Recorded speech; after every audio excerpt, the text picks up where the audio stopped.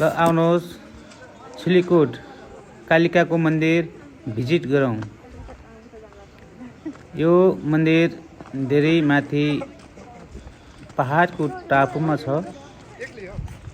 र धेरै उकालो भएको हुनाले धेरै गाह्रो भएको छ, सुहाँ भइरहेको छ। आउनुहोस् भिजिट गरौँ। आज चैती दशैं भक्तजनहरूको घुइँचो छ, आउने जाने क्रम जारी छ।